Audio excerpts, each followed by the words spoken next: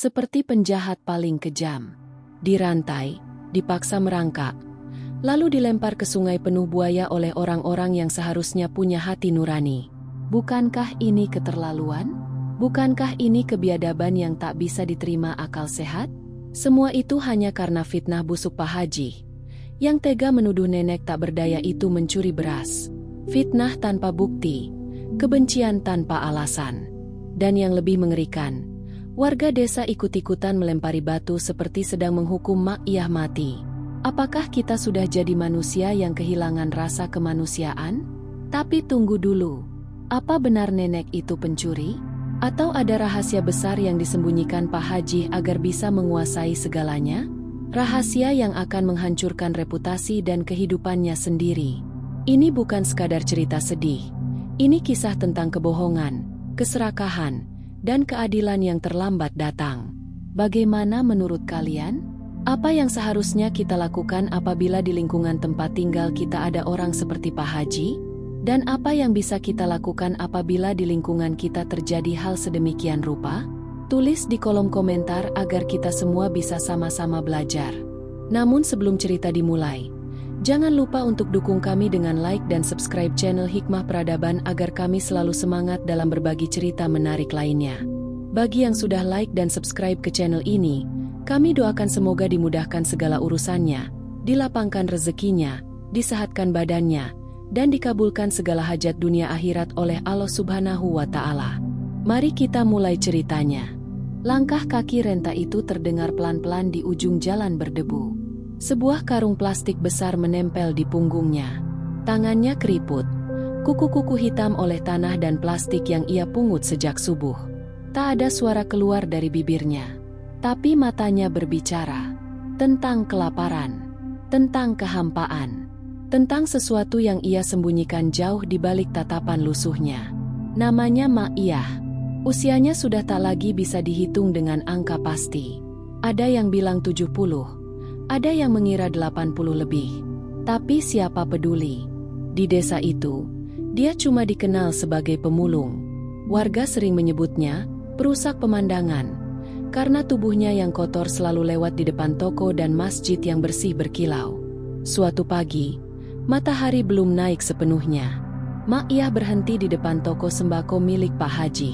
Ia menunduk dalam, lalu duduk sejenak di bawah pohon mangga.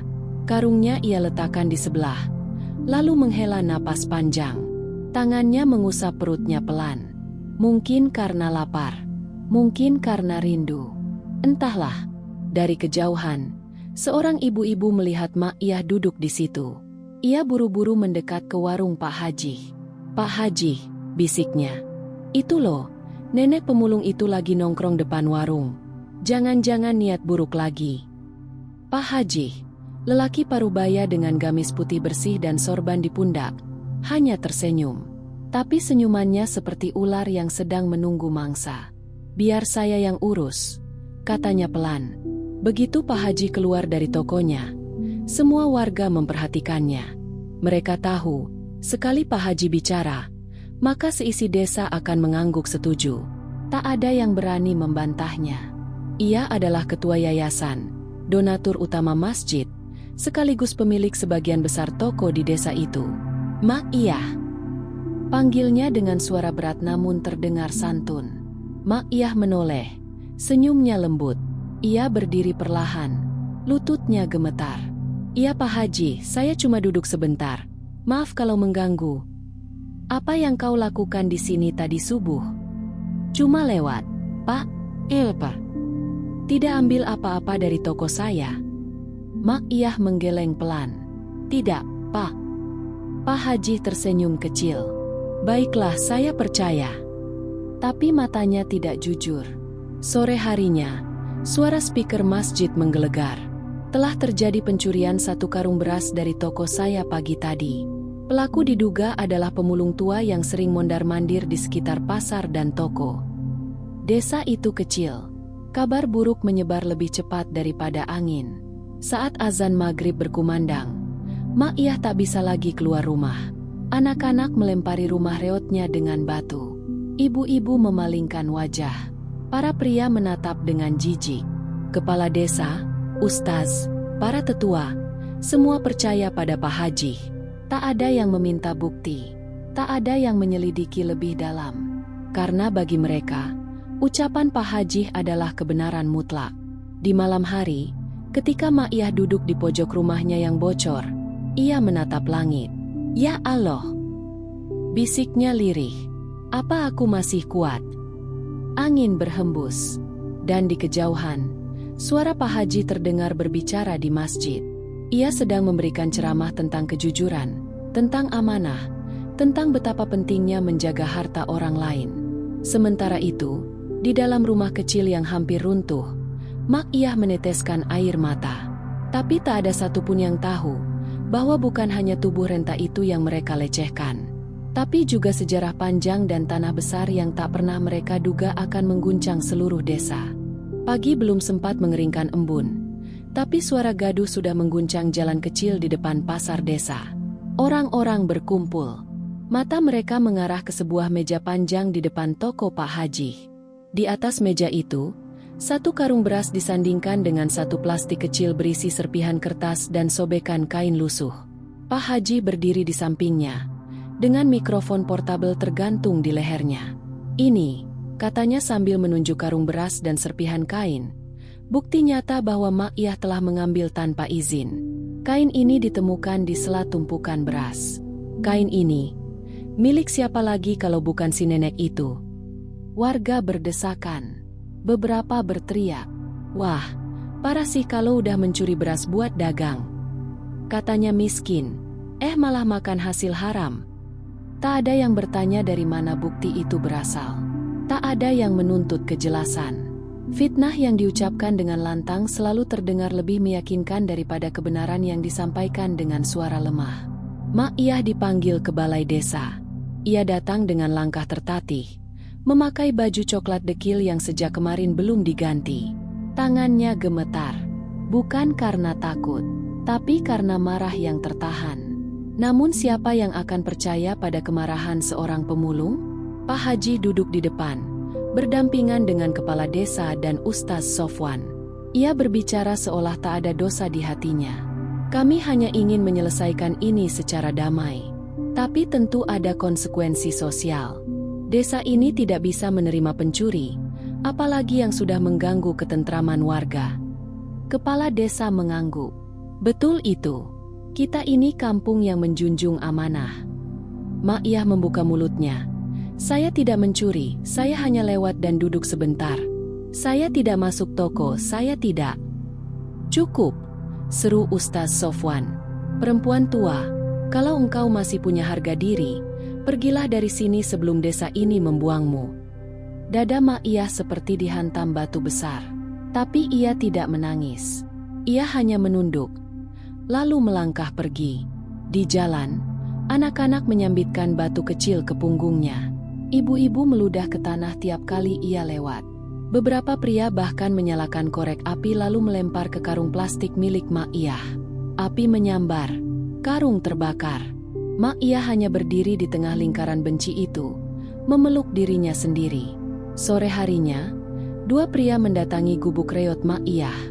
Mereka membawa rantai besar, borgol besi, dan seutas tali tambang. Atas permintaan warga dan keputusan Pak Haji, nenek harus diikat dulu. Takutnya lari, kan? "Lari kemana saya ini?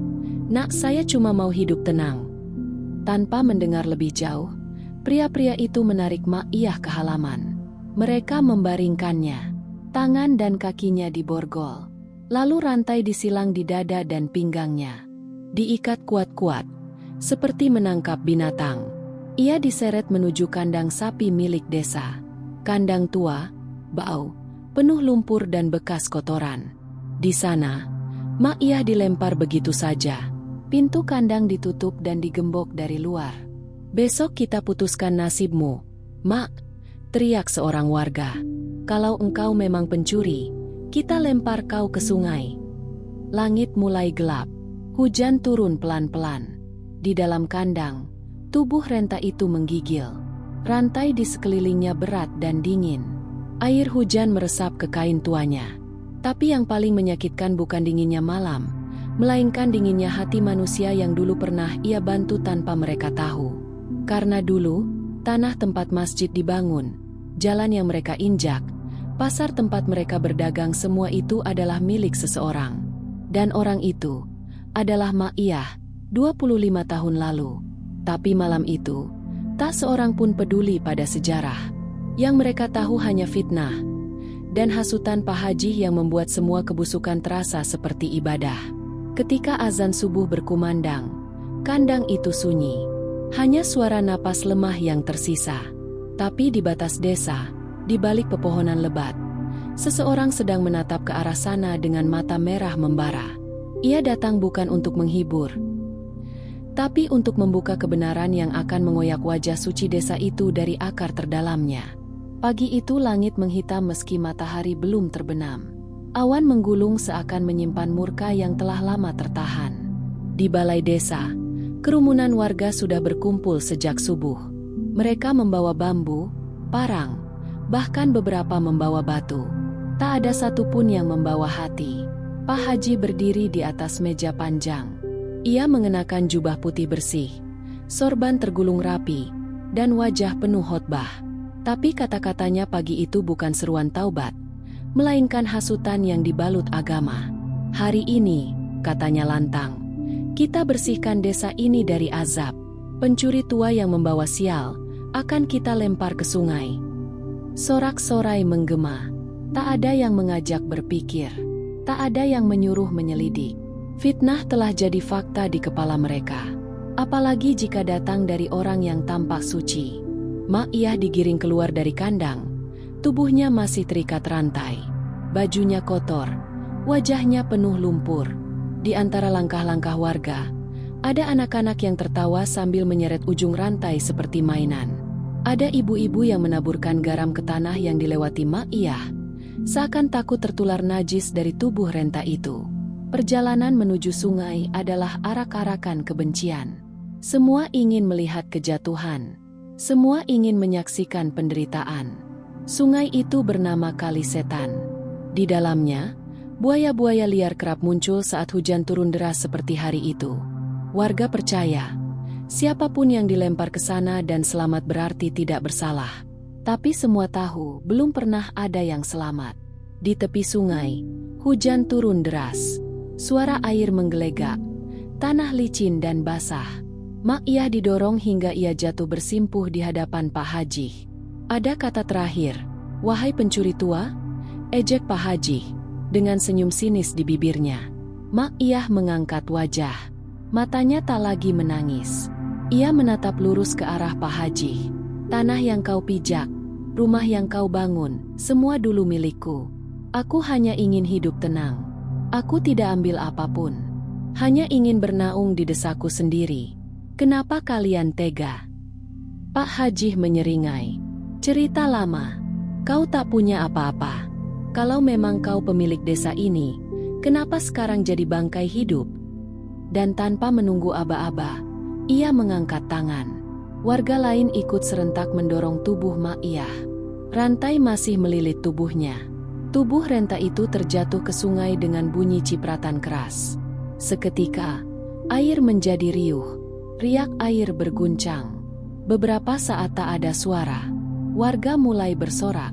Tapi tiba-tiba, dari balik semak di tepi sungai, seorang pria muncul. Tubuhnya tinggi, berpakaian jas hitam basah oleh hujan. Ia berjalan pelan, tapi sorot matanya seperti bara. Di belakangnya, 2 mobil hitam berhenti. Beberapa pria berbadan besar turun dari mobil dan segera menyebar mengelilingi warga. Pria itu membuka jasnya, melangkah ke pinggir sungai. Lalu tanpa ragu, ia terjun ke dalam arus deras. Semua terdiam. Pak Haji tampak bingung. Warga saling pandang. Tak ada yang tahu siapa pria itu. Di dalam air, pria tersebut berenang cepat ke arah rantai yang tersangkut. Dengan satu alat khusus, ia membuka gembok yang masih menjerat tubuh Mak Iyah. Ia menarik tubuh renta itu ke atas. Saat mereka muncul ke permukaan, warga hanya bisa terpaku. Mak Iyah masih hidup. Napasnya tersengal. Tubuhnya lemas, tapi ia belum mati. Sosok pria itu menggendong Mak Iyah seperti anak kecil. Ketika ia menginjak tanah, dua ajudannya segera memberikan selimut dan oksigen. Ia menatap langsung ke arah kerumunan, lalu menatap Pak Haji yang mulai melangkah mundur. "Kenapa kalian memperlakukan ibuku seperti binatang?" katanya dingin. Warga terperanjat. Pak Haji terbelalak. "Apa maksudmu?" "Namaku adalah Bayu. Aku adalah anak dari pemilik sah tanah desa ini. Aku pergi dari desa bertahun-tahun karena tanah kami dirampas secara licik. Dan perempuan ini adalah ibu kandungku." Hening menelan desa. Tak ada sorakan. Tak ada tepuk tangan. Hanya suara jantung panik dari orang-orang yang mulai menyadari bahwa mereka telah menjadi algojo bagi wanita yang paling berjasa di desa itu. Pak Haji gemetar. Tapi sebelum ia bisa bicara, Bayu mengangkat tangan. "Aku belum selesai. Kalian akan mendengar semuanya dari awal sampai akhir. Dan ketika aku buka bukti kepemilikan tanah serta semua transaksi korupsi, kalian akan tahu siapa pencuri sesungguhnya." Matahari perlahan muncul dari balik awan. Tapi sinarnya tak menghangatkan desa itu. Karena sejak hari itu, cahaya tak lagi menyentuh hati mereka seperti dulu. Dedaunan masih basah oleh hujan, tapi suasana desa jauh lebih dingin dibanding air yang membasahi bumi. Semua warga membisu, berdiri di tempat mereka seperti patung. Bayu menatap satu persatu wajah yang selama ini menindas ibunya. Mak Iyah sudah dibaringkan di dalam mobil dengan pengawasan tim medis dari kota. Tubuh renta itu mulai pulih, tapi luka batinnya belum tentu bisa disembuhkan. Bayu berdiri di tengah lapangan desa yang biasa digunakan untuk musyawarah. Tapi kali ini, bukan untuk musyawarah. Ini adalah panggung pengadilan moral. 15 tahun lalu, Bayu memulai.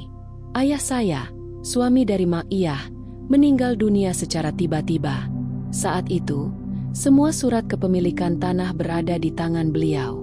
Lahan pertanian, tanah pemukiman, bahkan pasar desa ini, semuanya milik keluarga kami. Beberapa orang mulai menunduk.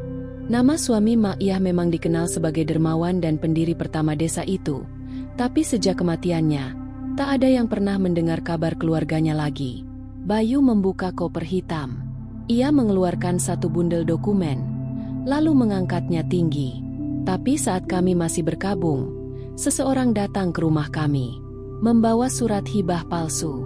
Saat ibu sedang sakit, dan aku sedang di luar negeri melanjutkan studi, orang itu memanfaatkan celah. Dan dia adalah... Bayu menunjuk lurus ke arah Pak Haji. Dia. Semua mata langsung tertuju pada Pak Haji. Wajah yang tadi teduh dan penuh percaya diri itu kini memucat. Keringat menetes di pelipisnya. Kau bohong, bentak Pak Haji. Aku tak pernah memalsukan apapun. Semua ini fitnah. Bayu tersenyum miring.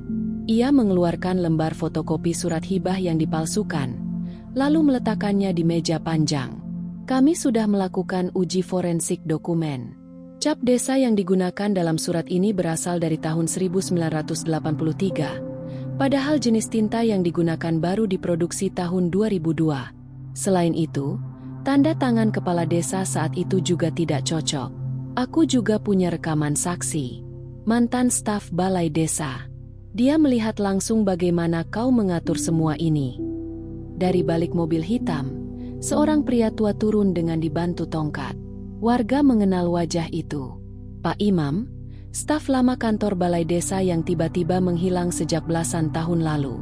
Saya disuap. Saya diberi uang agar diam. Saya tahu semua surat tanah itu dipalsukan. Saya yang disuruh ketik ulang. Saya juga yang disuruh hancurkan surat aslinya. Pak Imam menangis. Suaranya bergetar. Matanya tak sanggup memandang warga. Saya salah. Saya takut. Tapi Allah tidak tidur. Warga mulai ricuh. Beberapa langsung membuang pandang dari wajah Pak Haji. Beberapa lain mulai memaki pelan. Tapi Bayu belum selesai. Selama bertahun-tahun, Mak Iyah hidup terbuang. Ia dicaci, diusir, dijadikan bahan ejekan. Semua karena kalian percaya pada kebohongan. Kalian menjadikannya musuh hanya karena dia diam. Padahal yang kalian anggap pencuri adalah pemilik sah desa ini. Pak Haji mulai melangkah mundur, tapi langkahnya ditahan oleh dua pria berseragam hitam yang ternyata adalah petugas kejaksaan. Salah satu dari mereka mengangkat surat penangkapan. Haji Tarmuji, Anda kami tangkap atas tuduhan pemalsuan dokumen negara, penggelapan aset, serta penganiayaan berat berdasarkan bukti dan saksi yang sah. Warga terdiam membisu. Beberapa langsung menjauh. Tak ada yang membela. Tak ada yang menengahi. Pak Haji meronta, tapi tak bisa lepas. Ia berteriak, "Aku pemimpin desa ini. Aku. Kau bukan siapa-siapa," ucap Bayu dengan suara dingin. Mulai hari ini, kebenaran akan kembali ke tempatnya. Dua mobil kejaksaan melaju meninggalkan desa, membawa Pak Haji yang kini tak lebih dari penjahat berumur. Warga hanya bisa berdiri terpaku, dibakar rasa malu dan bersalah. Sementara itu, di rumah peninggalan tua milik Mak Iyah yang sudah lama terbengkalai, Bayu berdiri menatap halaman rumah yang dulu pernah menjadi tempatnya bermain. Ia membuka pintu rumah itu, lalu perlahan masuk membawa ibunya yang kini sudah duduk di kursi roda. "Ini rumah kita, Bu. Mulai hari ini, Ibu tak akan diusir lagi." Mak Iyah menatap dinding rumah yang mulai berlumut, tapi senyumnya muncul. Ia meremas tangan anaknya pelan. Tak berkata apapun, tapi air matanya bicara banyak. Malam turun pelan-pelan seperti selimut hitam yang menutupi luka desa. Rumah tua peninggalan suami Mak Iyah kini perlahan mulai diterangi kembali. Lampu-lampu dinyalakan, lantai dibersihkan, dan halaman depan mulai dirapikan. Tapi luka yang tersimpan di dada seorang wanita tua itu jauh lebih dalam dari sekadar atap yang bocor atau tembok yang kusam. Bayu duduk di sisi ranjang ibunya. Di tangan lelaki itu, ada kotak kayu kecil yang usang. Ia menemukannya terkubur di bawah papan lantai tua yang mulai lapuk. Isinya hanya selembar foto lama keluarga mereka, satu surat tulisan tangan ayahnya, dan satu lembar surat wasiat yang sudah menguning. "Ibu tidak pernah mengungkit soal warisan ini selama bertahun-tahun," ujar Bayu pelan. Mak Iyah diam. Matanya tak pernah lepas dari foto keluarga itu. Bayangan suaminya, anak-anaknya, dan masa lalu yang dulu hangat, kini hanya menjadi potongan-potongan luka. Kenapa ibu tidak pernah bilang ke siapapun? Kenapa ibu lebih memilih diam ketika semua orang menyiksa ibu seperti binatang? Perlahan, Mak Iyah membuka suara. Suaranya gemetar, pelan, namun penuh kepedihan. "Karena aku tidak ingin desa ini saling bunuh demi tanah." Bayu terpaku. "Aku tahu semua surat itu dipalsukan. Aku tahu siapa pelakunya. Tapi saat ayahmu meninggal, aku hanya ingin menjaga nama baik keluarga. Aku hanya ingin anak-anak bisa hidup damai. Aku pikir, biarlah, asalkan kita tidak kehilangan akhlak." Bayu mengepalkan tangannya. Rasa marah itu kembali naik ke ubun-ubun. Tapi mereka mengikat ibu, merantai tubuh ibu seperti binatang. Mereka melempar ibu ke sungai penuh buaya. Bahkan anak-anak pun ikut melempari batu. Apa mereka pantas dimaafkan? Mak Iyah memejamkan mata. Pipinya basah oleh air mata yang turun diam-diam. "Allah tidak tidur, Nak. Balasan tidak harus selalu datang lewat tangan kita." Bayu terdiam, tapi dalam hatinya, bara itu masih menyala. Sementara itu, di balai desa, warga mulai berkumpul. Bukan untuk merayakan apapun, melainkan untuk mencari cara menghadapi kenyataan. Beberapa kepala keluarga mulai resah. Tanah-tanah yang selama ini mereka banggakan, rumah-rumah yang berdiri megah, pasar yang mereka kelola, semua ternyata milik Mak Iyah. Dan kini mereka tahu bahwa apa yang mereka nikmati bertahun-tahun adalah hasil rampasan. Pak Karno, ketua RT, tertunduk lesu. Ia salah satu dari sekian banyak warga yang paling keras memaki Mak Iyah. Bahkan, ialah yang menyeret rantai dari kaki nenek tua itu ke kandang sapi. Istrinya kini tak berani keluar rumah. Anak-anak mereka menangis karena malu diejek teman. "Kita harus minta maaf," ujar Bu Nurul, guru PAUD yang dulu ikut memfitnah Mak Iyah. "Tapi bagaimana caranya? Setelah semua yang kita lakukan, Siapa yang sanggup melihat wajah Mak Iyah? Sahut yang lain. Tak ada yang menjawab. Malam itu, Mak Iyah duduk di kursi kayu menghadap jendela. Bayu membuatkan teh hangat, lalu duduk di lantai di samping ibunya. Angin malam berembus pelan membawa suara jangkrik dan gesekan dedaunan.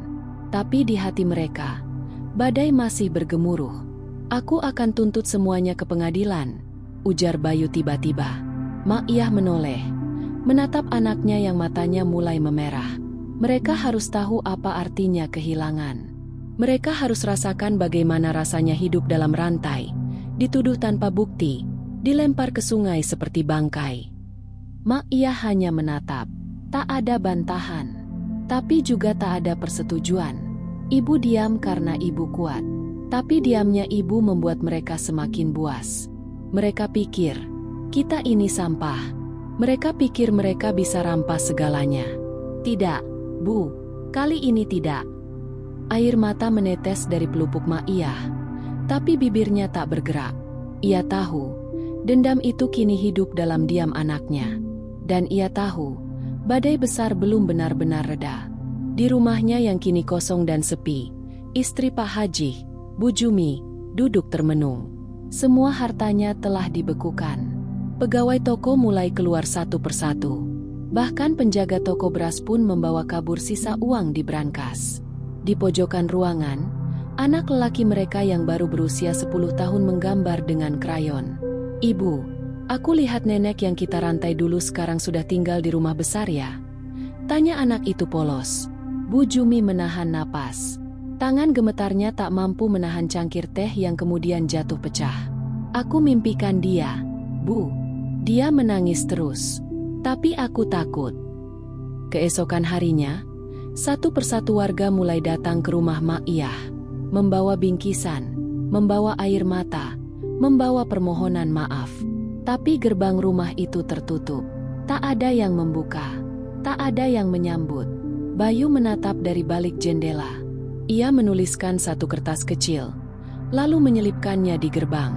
Tulisannya hanya satu kalimat. Maaf kalian sudah datang terlambat. Fajar belum sepenuhnya menyingsing. Namun di kantor pertanahan kabupaten sudah terlihat Bayu duduk tenang di ruang tunggu.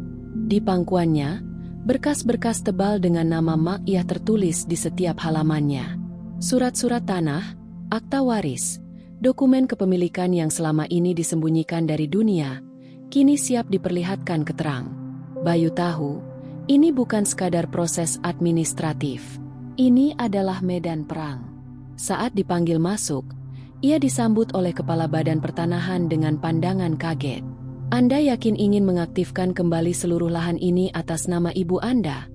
Tanya petugas itu, setengah tak percaya. Bayu mengangguk tegas. Iya. Semua tanah yang dulu atas nama ayah saya dan kini diwariskan ke ibu saya, harus dikembalikan. Sesuai hukum. Petugas itu membaca ulang dokumennya, lalu menghela napas panjang. Anda tahu bahwa sebagian besar lahan ini sudah digunakan oleh warga desa selama puluhan tahun? Ada bangunan, fasilitas umum, bahkan pasar yang berdiri di atasnya. Bayu menatap lurus. Saya tahu. Dan mereka juga tahu bahwa semua itu dibangun di atas tanah curian.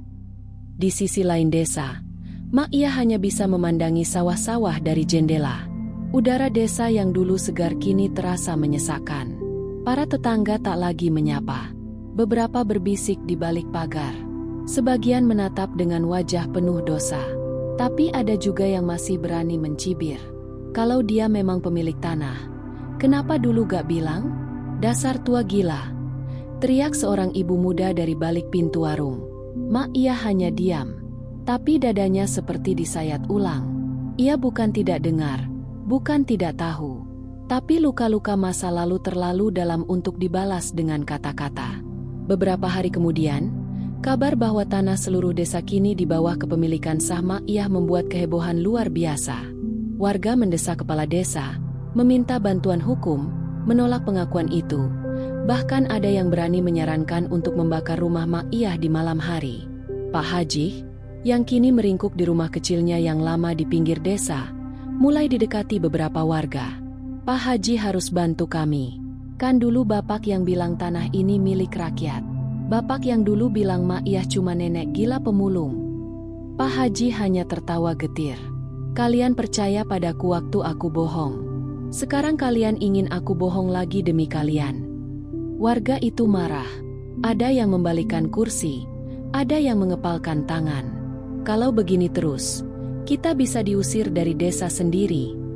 Tapi Pak Haji sudah tidak lagi punya pengaruh. Apapun yang ia katakan, tak ada yang peduli. Ia hanya duduk diam di bawah lampu redup, menatap foto tua keluarganya yang retak di salah satu sudut. Konflik tidak hanya datang dari dalam desa. Media mulai mencium kabar bahwa ada perempuan tua, dulunya pemulung, yang ternyata pemilik sah seluruh wilayah strategis desa yang kini sedang dibangun menjadi pusat agrowisata baru. Pemerintah kabupaten dan para investor mulai panik. Mereka mendatangi rumah Mak Iyah dengan berbagai tawaran, bujukan, hingga tekanan. Bayu menerima mereka di ruang tamu. Mereka menawarkan miliaran rupiah. Ada yang menyodorkan proposal kerjasama jangka panjang. Ada pula yang secara halus mengancam. Kalau ibu Anda tetap keras kepala, kita bisa buat kasus baru. Kita punya banyak cara untuk menekan orang seperti Anda. Bayu tertawa dingin. Orang seperti saya. Ia berdiri, menatap tajam para pria berjas di hadapannya. Ibu saya sudah dirantai, dilempar ke kandang, dan dilempar ke sungai. Apalagi yang bisa kalian lakukan yang lebih rendah dari itu?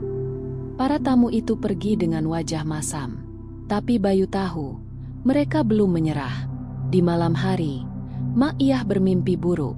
Ia bermimpi kembali dirantai. Tapi kali ini, tubuhnya tak bisa digerakkan.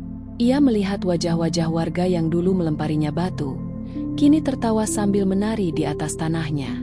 Ia berteriak, tapi tak ada suara keluar. Saat terbangun, peluh membasahi seluruh tubuhnya. "Nak," panggilnya pelan. Bayu datang dengan cemas. "Ibu kenapa?" Mak Iyah menggenggam tangan anaknya erat. "Jual saja tanah itu. Aku tidak kuat melihat mereka saling bunuh karena tanah ini." Bayu menggeleng. "Tidak, Bu. Ini bukan soal harta. Ini soal kehormatan. Soal kebenaran yang harus ditegakkan." Mak Iyah terdiam. Air matanya kembali jatuh. Di dalam rumah tua itu, dua jiwa kini bertarung antara luka, dendam, dan pengampunan. Dunia luar terus menekan. Tapi mereka tahu, badai terbesar justru datang dari dalam dada mereka sendiri.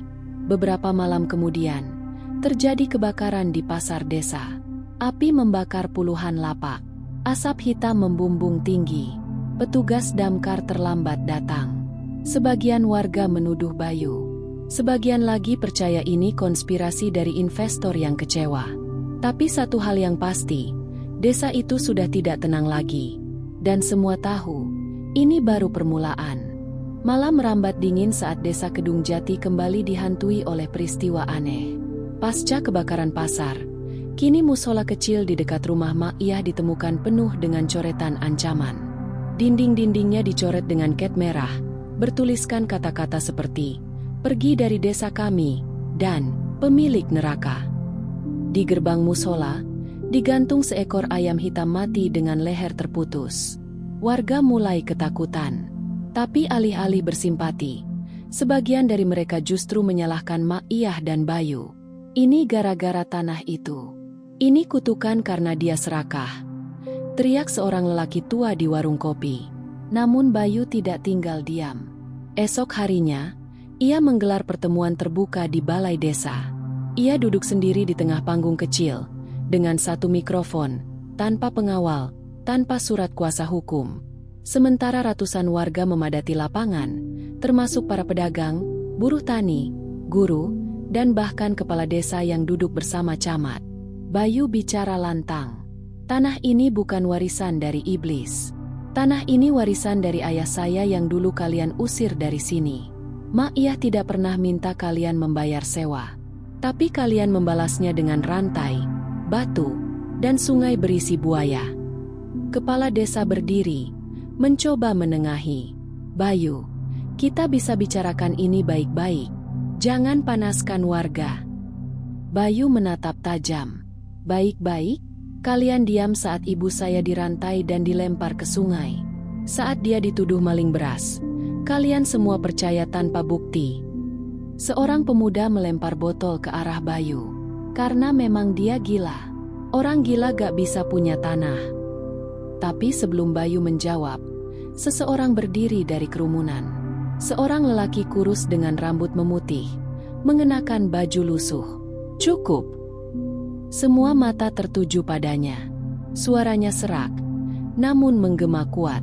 Dia adalah Pak Jaja, mantan kepala desa sebelum Pak Haji berkuasa. Aku yang dulu menandatangani pengalihan tanah dari ayahmu ke negara. Tapi aku bohong. Aku dipaksa Haji. Semua tanah itu sah milik ayahmu. Aku takut waktu itu. Suasana berubah mencekam. Pak Haji, yang bersembunyi di balik barisan warga, kini maju. Wajahnya pucat pasi, namun mulutnya masih berani berkata lantang. Omongan tua bangka kayak gitu gak bisa dipercaya. Siapa yang tahu dia gak dibayar Bayu untuk bersaksi? Pak Jaja mendekati panggung. Aku siap dihukum. Aku siap mati. Tapi kebenaran harus keluar. Tanah itu milik Mak Iyah. Bukan kita. Bukan negara. Bukan kamu, Haji. Malamnya, rumah Pak Jaja dibakar. Tubuhnya ditemukan gosong di dapur, terkunci dari luar. Polisi menyatakan kebakaran karena korsleting. Tapi seluruh desa tahu, itu bukan musibah. Bayu diam, tapi matanya menyimpan api yang dalam. Ia berdiri di depan rumah terbakar itu, menggenggam tanah hitam dan abu di tangannya. Beberapa hari kemudian, Bayu menerima surat kaleng. Di dalamnya, sebuah foto. Mak Iyah sedang berjalan di belakang rumah, dan tanda silang merah besar menggores fotonya. Di balik kertas, tertulis satu kalimat. Ibu akan menyusul berikutnya. Bayu segera memperketat penjagaan rumah. Ia menyewa 2 satpam muda, memasang kamera pengintai, dan mengurung dirinya bersama Mak Iyah di dalam rumah yang telah diperkuat pagar tinggi. Namun malam ketiga, seorang satpam ditemukan tewas di sumur tua belakang rumah. Lehernya patah, dan kamera pengawas malam itu tiba-tiba mati selama 2 jam. Bayu menangis, tapi bukan karena takut. Ia tahu, ini bukan hanya soal tanah. Ini perang harga diri, nyawa, dan kebenaran yang tertimbun kebusukan bertahun-tahun. Beberapa tokoh desa mencoba berdamai secara diam-diam. Mereka menawarkan pembagian keuntungan tanah, bahkan posisi politik untuk Bayu jika ia mau membatalkan hak waris. Namun Bayu menolak mentah. Harga satu rantai di tubuh ibuku tidak akan pernah bisa kalian bayar. Sementara itu, Mak Iyah semakin lemah. Kesehatannya menurun drastis. Ia kerap batuk darah dan tubuhnya menggigil setiap malam. Ia menolak dibawa ke rumah sakit. Ia hanya ingin meninggal di tanah kelahirannya. Nak, kalau aku mati, jangan kubur aku di tanah ini. Aku tidak ingin tidur di bawah kaki orang-orang yang pernah menyiksa aku. Bayu meneteskan air mata. Aku bersumpah, Bu, sebelum ibu mati, semua akan tahu siapa sebenarnya yang pantas tinggal di atas tanah ini. Konflik meledak saat Bayu membawa pengacara dari luar kota dan secara resmi mengajukan gugatan besar ke pengadilan negeri. Ia menggugat kepala desa, camat, hingga perusahaan pengembang yang selama ini membangun diam-diam di atas tanah milik Mak Iyah. Gugatan itu membuat semua orang gempar. Warga marah, media nasional datang, para politisi mendekat. Tapi tak ada yang bisa menghentikan proses hukum. Dan saat itu, Bayu hanya berdoa, semoga Mak Iyah masih hidup hingga keadilan benar-benar jatuh ke tangan mereka. Namun ia tak tahu, malam berikutnya, seseorang dengan jubah gelap sedang berjalan mendekati rumah mereka, membawa pisau tajam. Di matanya, hanya satu niat, membungkam nenek tua yang dianggap sebagai kutukan desa. Angin malam menyusup ke setiap celah kayu rumah tua itu. Rumah Mak Iyah berdiri sendirian di tengah tanah lapang yang mulai retak karena kemarau. Sinar remang dari lampu gantung temaram seolah tak mampu mengusir hawa dingin yang menyelimuti malam itu. Di dalam kamar sempit, Mak Iyah terbaring lemah, matanya memandang kosong ke langit-langit. Nafasnya tersengal, tubuhnya menggigil. Sementara itu, Bayu menatap layar komputer dengan tatapan penuh tekanan. Ia sedang mempersiapkan berkas pembuktian final untuk sidang keesokan harinya. Di mejanya berserakan dokumen, fotokopi sertifikat lama, hasil laboratorium tanah, hingga surat pengakuan Pak Jaja yang berhasil ia amankan sebelum pria tua itu terbakar dalam tragedi mengerikan. Di luar rumah, suasana mencekam. Kedua satpam baru yang disewa Bayu berjaga di gerbang depan dan belakang. Mereka memegang tongkat listrik dan alat komunikasi kecil di telinga. Namun mereka tak tahu, dari balik semak-semak jauh di pekarangan belakang, sosok bertudung gelap sedang mengamati rumah itu. Tangan kirinya menggenggam sebuah pisau panjang. Di bahu kirinya, ada kantung plastik berisi botol berisi cairan mudah terbakar. Ia berjalan pelan. Licin, diam. Setiap langkahnya terlatih. Setiap napasnya teratur. Ini bukan orang biasa. Bukan sekadar warga marah. Ini seseorang yang disewa untuk membunuh. Pukul 2 dini hari. Satpam belakang merasa kantuk menyerang hebat. Matanya berat, kepalanya berdenyut, seolah seluruh energi disedot paksa. Tak lama kemudian, ia limbung, jatuh, mulutnya berbuih. Segelas kopi di pos jaga ternyata telah diracuni sebelumnya. Sementara itu, satpam depan menerima panggilan palsu dari seseorang yang mengaku polisi dan meminta bantuan evakuasi warga kecelakaan di ujung jalan desa. Tanpa berpikir panjang, ia keluar dan meninggalkan pos. Saat itulah, si penyusup bergerak cepat. Ia memanjat pagar belakang menggunakan tali, lalu melompat turun ke halaman. Ia menyalakan senter kecil berwarna merah dan mematikan kamera pengawas secara manual. Lalu ia membuka pintu belakang rumah dengan kunci duplikat.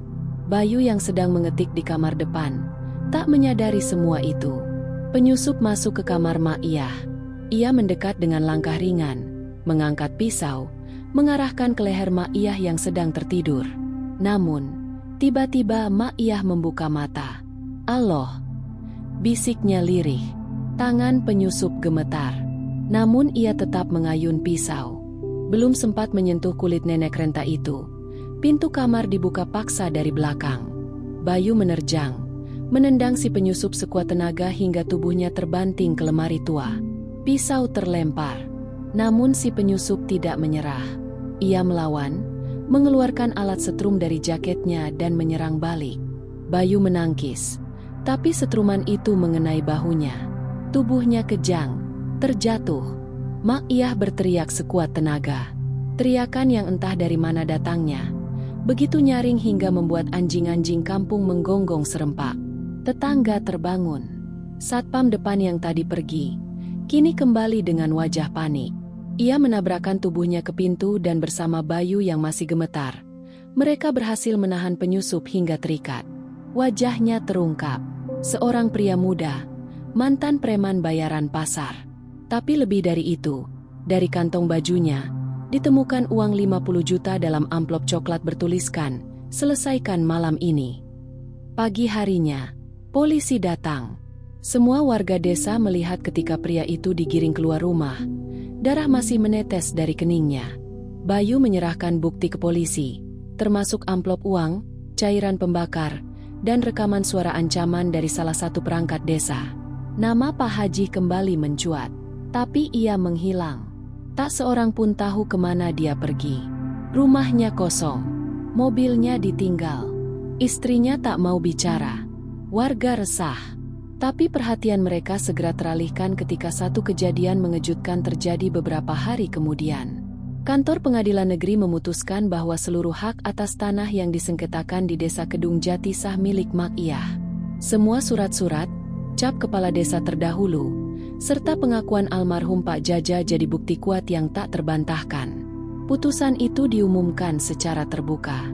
Warga berdiri diam di tengah lapangan desa ketika kabar itu disiarkan dari pengeras suara kantor balai desa. Tak ada sorak, tak ada tepuk tangan. Hanya tatapan kosong dan wajah-wajah penuh penyesalan. Namun di tengah kemenangan itu, Mak Iyah memburuk.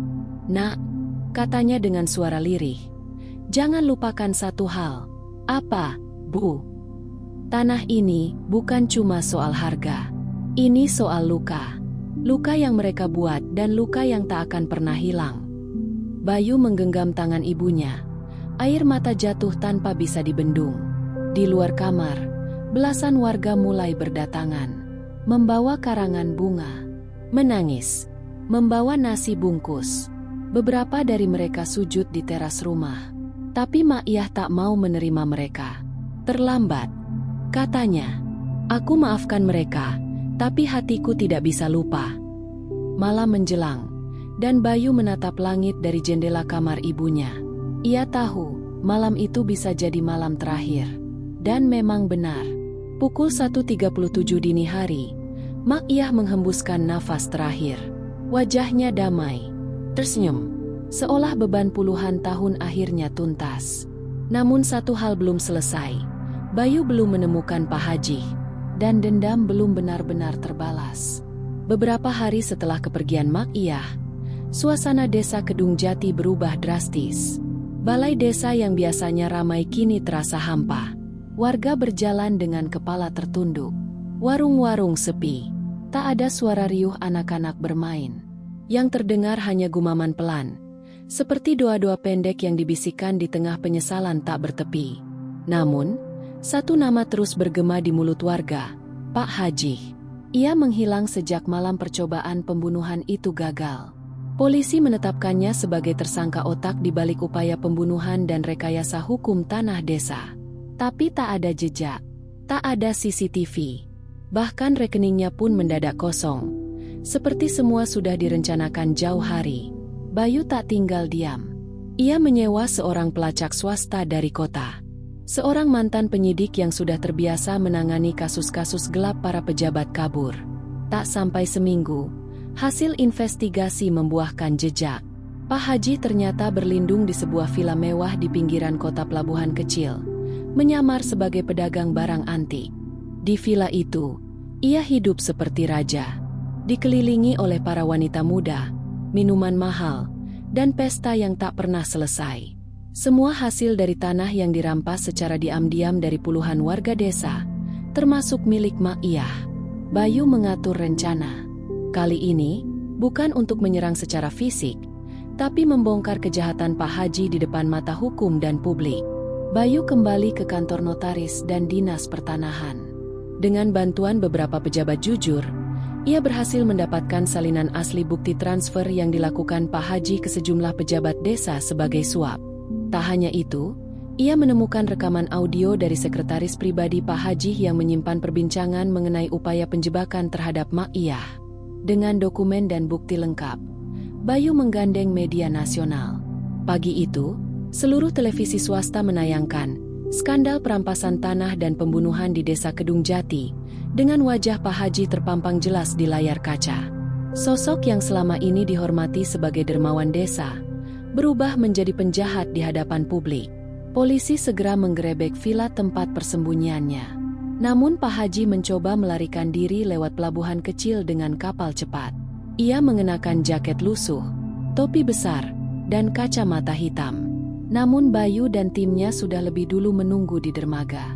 "Kita bertemu lagi," kata Bayu, menatap tajam. Pak Haji panik, mencoba mundur. Namun polisi langsung memborgol tangannya. Di hadapan media dan warga desa yang ikut datang, Pak Haji berteriak-teriak seperti orang gila. "Semua ini fitnah. Nenek gila itu memang maling. Aku yang membangun desa ini. Kalian semua tak tahu apa-apa." Tapi tak ada yang peduli. Semua yang ia miliki sudah runtuh. Hartanya disita, reputasinya hancur, keluarganya meninggalkannya. Di ruang sidang yang dipenuhi wartawan, Pak Haji duduk dengan tangan terikat. Wajahnya kaku, matanya sembab.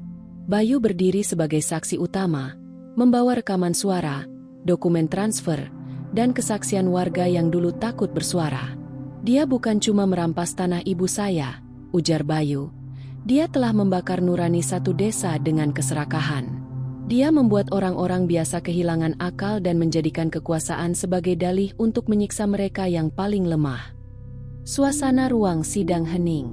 Hakim memutuskan hukuman maksimal, 20 tahun penjara dan penyitaan seluruh aset yang didapat dari tanah Mak Iyah dan warga lain. Pak Haji dibawa ke rumah tahanan dengan kepala tertunduk. Tapi itu belum selesai. Beberapa hari kemudian, beredar rekaman dari dalam sel.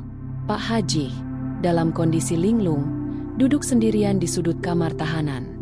Ia berbicara sendiri, menyebut nama Mak Iyah berkali-kali. Aku gak salah, dia maling, dia yang ambil berasku, bukan aku, dia tua, dia lemah, tapi dia yang pegang semuanya. Wajahnya membusuk oleh rasa bersalah yang tak bisa ia tolak, meski mulutnya menyangkal. Malam berikutnya, ia ditemukan pingsan di sel. Tangannya berdarah. Ada tulisan yang ia goreskan di dinding dengan pecahan kaca cermin. Aku hanya ingin dihormati, tapi aku dihancurkan oleh seorang nenek. Sementara itu, Bayu berdiri di tanah lapang tempat dulu kandang itu berdiri. Kini, kandang itu telah dibongkar. Di tempat itu, ia membangun sebuah taman kecil dengan batu nisan sederhana bertuliskan, Mak Iyah pemilik tanah, penjaga nurani. Warga berbondong-bondong datang, menabur bunga, menangis, dan mereka tak lagi melempari. Mereka memeluk tanah itu, seolah ingin meminta maaf pada sosok yang tak bisa mereka temui lagi. Tapi Bayu tahu, belum semua selesai. Ia masih harus menutup satu bab terakhir. Mentari pagi menyinari desa Kedung Jati dengan cahaya yang terasa berbeda. Tanah lapang yang dulunya menjadi tempat penderitaan Mak Iyah, kini berubah menjadi taman damai dengan batu nisan sederhana. Warga yang dulu menyaksikan kejahatan dengan diam, kini hadir setiap hari membawa bunga, doa, dan air mata yang terlambat. Bayu masih berdiri di tengah taman itu, memegang sebuah map coklat tua yang diberikan oleh notaris setelah sidang selesai. Di dalamnya ada lembaran terakhir yang ditulis langsung oleh Mak Iyah sebelum ia pergi diam-diam dari desa. Surat itu bukan wasiat biasa. Itu adalah pesan terakhir, sebuah warisan moral dan harta yang mengubah segalanya. Untuk Bayu, dan siapapun yang masih punya hati. Aku tidak pernah menginginkan apapun dari dunia ini, selain sebuah tempat kecil untuk beristirahat dan orang-orang yang tidak saling menyakiti. Aku bukan orang suci, tapi aku tahu betul betapa sakitnya ketika kebencian jadi hukum, dan fitnah dijadikan pedoman. Tanah ini dulu milik ayahku, lalu aku rawat hingga tua. Aku tidak membaginya karena takut mereka yang tamak akan merusaknya. Tapi sekarang, aku sudah tak kuat menahan semuanya. Jika tanah ini bisa membuat kalian damai dan saling menjaga, maka aku ikhlas memberikannya kepada desa. Bagilah adil. Jagalah bersama, dan jangan ulangi dosa yang sama. Bayu membacakan surat itu di depan balai desa yang kini dipenuhi warga. Mereka tak henti-hentinya menangis. Bahkan kepala desa yang baru, Bu Sinta, yang selama ini bungkam, berdiri dan bersujud di hadapan nisan Mak Iyah. Hari itu, semua tanah yang direbut Pak Haji dikembalikan kepada desa. Tapi tanah milik Mak Iyah tidak dibagi-bagikan seperti hibah biasa. Bayu membentuk koperasi rakyat, sesuai pesan neneknya. Tanah itu diubah menjadi ladang pertanian, taman baca, dan area produksi kecil bagi ibu-ibu desa. Setiap hasil panen akan dibagi rata untuk warga miskin dan anak yatim. Setiap sen dari tanah itu tidak lagi masuk ke kantong pribadi siapapun. Di sisi lain, Pak Haji tak lagi disebut dalam kebanggaan desa. Ia kini mendekam di rumah sakit jiwa tahanan setelah mencoba mengakhiri hidupnya. Tubuhnya kurus, matanya kosong. Ia mengulang kalimat yang sama setiap malam. Kenapa dia punya semuanya hanya dengan diam, hanya dengan sabar? Tak ada yang datang menjenguk. Anaknya, yang dulu bangga menjadi penerus dinasti Haji, kini mengubah nama belakangnya dan pergi ke luar negeri. Bayu menanam satu pohon di tengah taman. Pohon kenari, tanaman kesukaan Mak Iyah. Di bawahnya, ia menulis kata-kata yang takkan pernah ia lupakan. Kesabaran bisa dikurung, dirantai, bahkan dibuang ke sungai. Tapi kebenaran akan selalu menemukan jalan untuk tumbuh kembali. Sore itu, langit desa Kedung Jati bersinar hangat. Anak-anak kembali bermain. Warga menanam padi bersama. Dan taman kecil di tengah desa, yang dulu menjadi tempat penyiksaan, kini menjadi tempat semua orang datang untuk merenung dan mengenang. Mak Iyah mungkin telah tiada, Tapi warisannya, nilai hidupnya, dan luka yang ia terima dengan sabar, telah menyelamatkan satu desa dari kehancuran. Dan itu tak akan pernah dilupakan. Cerita ini adalah karya fiktif yang dibuat seperti nyata untuk diambil hikmahnya. Semoga kisah ini mengajarkan kita semua tentang pentingnya kesabaran, kejujuran, dan keadilan dalam kehidupan. Bahwa fitnah dan keserakahan hanya akan membawa kehancuran, sementara kebaikan dan ketulusan akan selalu menemukan jalan untuk menang. Sebagaimana firman Allah dalam Al-Quran Surat Al-Hujurat ayat 12.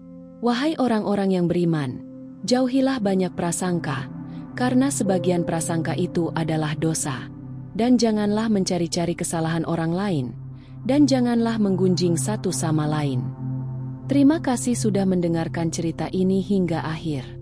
Jika kamu merasa cerita ini bermanfaat dan menyentuh hati, jangan lupa untuk like, komen, dan subscribe channel ini. Doa kami bagi kalian yang sudah like, komen, dan subscribe. Semoga Allah panjangkan umur kalian dan menjadikan anak cucu kalian anak-anak yang sholih dan sholihah. Sampai jumpa di cerita berikutnya.